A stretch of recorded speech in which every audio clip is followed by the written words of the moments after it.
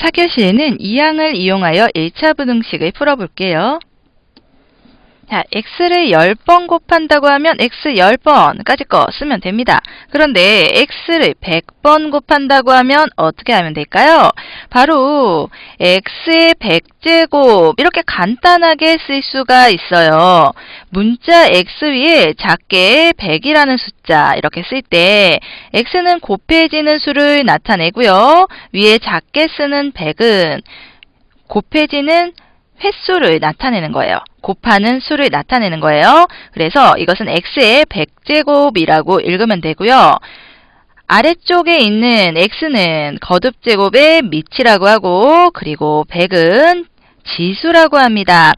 2를 50번 곱한다고 하면 어떻게 쓰면 될까요? 그렇죠. 2를 크게 쓰고 위에 조그맣게 50 이렇게 쓰면 되겠죠. 그럼 2의 50제곱이 됩니다. 문자를 사용하여 곱셈을 나타낼 때는 수와 문자와 문자의 곱에서는 곱셈 기호를 생략하고 문자는 알파벳 순서대로 써요. 그러니까 3 곱하기 b 곱하기 a 이렇게 나와 있을 경우에 곱셈 기호 생략할 수 있고요. 숫자를 먼저 앞에 씁니다. 문자와 수의 곱에서는 수를 문자 앞에 쓰는 거죠. 그 다음에 문자는 알파벳 순서대로 A, B 이렇게 나타낼 수가 있어요. 그리고 어떤 수에 1을 곱하면 그 수 자신이 되니까요. 1 곱하기 A 곱하기 B라고 하면 여기에서 1은 쓰지 않아도 되고요. A, B로 나타내면 됩니다. x제곱 더하기 2x라는 식을 보면은요. 여기에서는 항이 두 개가 있어요. 곱하거나 나누는 것만으로 이루어진 것이 한 개의 항이 되니까요. 항이 두 개 있는 다항식이고 상수항은 없다고 하네요. 상수항이란 무엇이냐면요. 문자가 없이 수로만 이루어진 거예요. 그래서 x제곱 더하기 2x 빼기 3 여기에서 마이너스 3이 바로 상수항이 되는 겁니다. 그리고 여기에서 개수라는 것을 알아두면 되는데요. 어떤 문자 앞에 있는 수를 개수라고 해요. x제곱의 개수는 아무것도 쓰여져 있지 않은 것. 이것은 1을 생략했기 때문이죠. 그리고 x의 개수는 2가 됩니다. 그렇다면 5x 이렇게 있을 때 x의 개수 얼마인가요? 그렇죠. 5가 되는 거죠. 문자가 곱해진 횟수를 확인하여 1차식인지 2차식인지 알 수가 있는데요. x제곱 더하기 2x라고 하면은 차수가 더 높은 것을 보고 판단하는 거예요. 여기에 x제곱은 2차식 두 번 곱해진 2차식, 2x는 x가 한 번 곱해진 1차식이에요. 그럼 x제곱 더하기 2x는 2차식과 1차식이 있는데 이 중에서 차수가 더 높은 것을 그 다항식의 차수로 이름을 붙이기 때문에 이때는 2차식이 됩니다. 그렇다면 x 4제곱 더하기 3x 자 이렇게 되어 있는 거 몇 차식이죠? 그렇죠. 4차식이에요. 그런데 여기에서 무조건 이렇게 판단할 수 없는 경우가 있는데요. 여기에 있는 첫 번째와 두 번째 경우를 살펴볼게요. x 더하기 3이 x 더하기 10보다 작다고 하는데요. 이것이 각각 몇 차식이 될지 확인을 해볼 때 얼핏 보면 1차식으로 보일 수도 있는데요. 이것이 양쪽에 x를 빼게 되면은 어떻게 되나요? x가 없이 그냥 수만 비교한 식이죠? 그리고 여기에 있는 것은 어떤가요? 이것은 양쪽에 2를 빼준다고 하면은 x는 얼마인가요? x는 5 빼기 2를 해야 되니까 x 더하기 2에 2를 빼고 5에서 2를 빼면 x는 3보다 큰 수가 되네요. 그래서 이때 x가 하나로 나타내져 있죠. 그래서 1차식이 됩니다. 이번에는 이항을 한번 알아볼까요? 자, x 더하기 2가 5보다 크다는 것에서 좌변에 x만을 남겨주기 위해서 상수항인 플러스 2를 이사를 시켜줄 겁니다. 반대에 우변으로 옮겨줄 건데요. 우변으로 옮겨갈 때는 부호가 바뀌게 돼요. 그래서 플러스 2는 마이너스 2로 옮겨가게 됩니다. 그렇다면 x 더하기 3이 5보다 작다. 이것을 x만 남겨두고 플러스 3을 이항시켜주면 어떻게 되죠? 마이너스 3으로 이항하게 됩니다. 그럼 2x 빼기 x는 어떻게 계산할까요? 2x는요. 2 곱하기 x이고 그러니까 x가 2개 있다는 것이죠. 그럼 x가 2개 있는 것에서 하나를 빼면 x가 1개만 남게 되겠네요. 자, 그렇다면은 3x 빼기 x, x가 3개 있는 것에서 1개를 빼면 2개가 있는 거죠. 그래서 2x가 돼요. 그렇다면 10x 빼기 4x는요. 그렇죠. 10에서 4를 뺀 6에 x를 붙여주면 됩니다. 이번에는 부등식 푸는 것을 볼게요. 5x 빼기 3이 2x 더하기 6보다 작은데 이것을 풀어주기 위해서는 좌변에는 x가 있는 것들끼리 모으고 우변에는 상수항끼리 모아주겠습니다. 그렇다면 이 x를 이항을 해주면은 얼마가 되죠? 마이너스 2x가 되죠? 그리고 마이너스 3을 이항해주면 플러스 3이 되겠네요. 5x 빼기 2x는 3x가 되고 6 더하기 3은 9니까 3x가 9보다 작다라고 되는데요. 부등식을 풀기 위해서는 x만을 남겨놓아야 되거든요. 그러기 위해서는 양변을 3으로 나누어 줘야 해요. 3x가 9보다 작다는 것에서 양변을 3으로 나누게 되면은 3x를 3으로 나누면 x만 남고 그리고 9를 3으로 나누면 3만 남죠.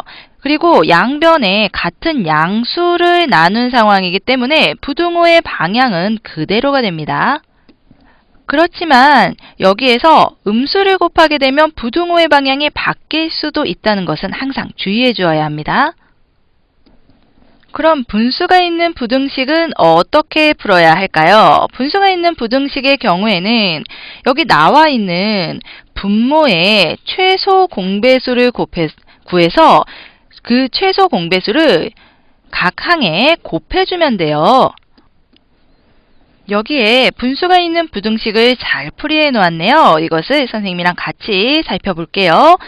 분수가 있을 때 분모의 최소 공배수, 그러니까 3과 4의 최소 공배수인 12를 곱해볼 거예요.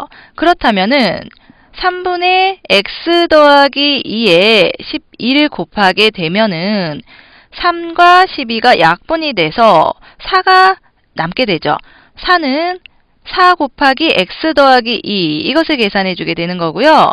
그리고 마이너스 4분의 x에서 여기에 12를 곱하게 되면 약분이 되죠. 그래서 마이너스 3x가 되겠네요. 마이너스 3x가 되고요. 그리고 1에도 12를 곱해주어야 합니다. 양변에 12를 곱해주어야 하니까 모두 12를 다 곱해주어야 해요. 그래서 우변에는 12가 되겠네요. 그럼 이제는 무엇을 계산해야 할까요? 여기 4 곱하기 x 더하기 2 괄호를 풀어줄 때 분배 법칙을 이용해야 하죠. 그래서 4x 더하기 8이 되고요. 그러고 보니 여기에 잘못된 내용이 나온 것이 있네요. 여기에 곱하기가 왜 들어간 거죠? 자, 그러면은 다시 문제 보면은요. 4x 더하기 8에 마이너스 3x 해준 것. 자, 여기에서 이제 한쪽으로 모아주게 할 겁니다. x끼리 남겨둡니다. x가 있는 것끼리 4x 마이너스 3x 남겨두고요. 그리고 플러스 8을 이항을 시켜줄 건데 이항하면 부호가 바뀌죠. 마이너스 8이 되죠. 그럼 좌변에는 4x 빼기 3x는 x, 그리고 우변에는 12 빼기 8은 4가 됩니다. 그래서 x가 4보다 크다고 부등식의 해를 구한 겁니다. 그럼 소수가 있는 경우 부등식의 풀이 어떻게 할까요? 소수에 10이나 100, 1000 등을 곱해서 자연수 모양으로 바꾸어 주는 거예요. 여기에서는 소수 한 자릿수니까 10을 곱해주면 되겠죠? 그럼 양변에 10을 곱해줍니다. 0.2에 10을 곱하면 2가 되죠? 그리고 0.9에 10을 곱하면 9가 돼요. 그런 다음에 괄호가 있는데 괄호는 분배 법칙을 이용하여 풀어줍니다. 그렇다면 2 곱하기 2x 4x 그리고 2 곱하기 마이너스 3 마이너스 6이 되었죠. 자, 그리고 이제는 이것을 이항을 해주어야 합니다. 상수항끼리 모아주어야 되니까 마이너스 6을 이항을 할 건데요. 마이너스 6을 이항하면 플러스 6이 되어버리죠. 자, 이렇게 한 다음에 어떻게 할까요? x만 남겨두기 위해서 양변을 4로 나누어 줍니다. 그럼 4x를 4로 나누면 x 9 더하기 6은 15인데 15를 4로 나눈다고 하면 4분의 15로 나타낼 수가 있겠네요. 이 경우에 음수를 곱하거나 나눈 경우가 없기 때문에 부등호의 방향은 그대로 똑같이 가는 거예요. 그래서 x가 4분의 15보다 작거나 같다라는 애가 나왔습니다. 1차 부등식을 풀 때는요. 개수에 분수가 들어있으면 최소 공배수를 곱하고요. 소수가 들어있으면 자연수가 되게 10이나 100, 1000 그러한 수를 곱하면 돼요. 그리고 괄호가 있으면 분배 법칙을 이용하여 괄호를 풀어주어야 하고요. 좌변에는 변수, 우변에는 상수가 있도록 이항하여 식을 정리합니다. 변수라는 것은 x가 있는 그러한 항이 될 겁니다. 그리고 부등식의 곱셈과 나눗셈의 성질을 이용하여 해를 구해야 되겠네요. 4교시 내용을 정리할게요. 문자를 사용하여 곱셈을 나타내는 규칙 알아보았는데요. 수와 문자, 문자와 문자의 곱에서 곱셈 기호를 생략하고 문자는 알파벳 순서대로 쓰고요. 문자와 수의 곱에서는 수를 문자 앞에 씁니다. 어떤 수에 1을 곱해도 그 곱은 그 수 자신이 되는 거죠. 예를 들어서 x 곱하기 5 곱하기 y. 자, 이것은 어떻게 정리할까요? 그렇죠. 수를 가장 앞에 쓰고 문자는 알파벳 순서대로 곱셈 기호 생략. 그래서 5xy라고 쓸 수 있겠네요. 그리고 문자를 사용하여 나타내어진 식에서 식을 구성하고 있는 하나하나의 단위를 항이라고 합니다. 그리고 문자 앞에 이제 곱하여진 숫자를 개수라고 해요. 5x라고 하면 개수가 5라고 했죠. 그리고 항에 곱하여진 문자의 개수를 그 문자의 차수라고 합니다. 그래서 x제곱 더하기 3x의 항 x제곱의 차수 2차가 되죠. 그리고 3x의 차수는 1차가 되는데 다항식은 큰 차수를 그 다항식의 차수로 보는 거니까 2차가 되겠네요. 그리고 가장 높은 차수가 1인 x 더하기 3과 같은 식을 1차식이라고 합니다. 가장 높은 차수가 2면은 2차식이 되는 거죠. 차수가 1차인 항이 있는 부등식으로 나타내어질 때 1차 부등식이라고 할 수가 있습니다. 부등식을 풀 때는 부등식의 한 변에 있는 항의 부호를 바꿔 다른 변으로 옮기는 것을 이항이라고 해요. 이항을 할 때 변수는 좌변으로 상수는 우변으로 이항을 해주는 거죠.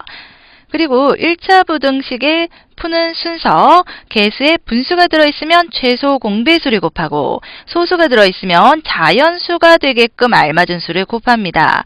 괄호가 있으면 분배 법칙 이용해서 괄호를 풀어야 하고요. 좌변에 변수, 우변에는 상수가 있도록 이항해서 식을 정리하고 부등식의 곱셈과 나눗셈의 성질을 이용하여 해를 구하는데요. 만약 양변에 음수를 곱하게 될 경우에 부등호 방향이 반대가 된다는 것 주의해 주어야 합니다.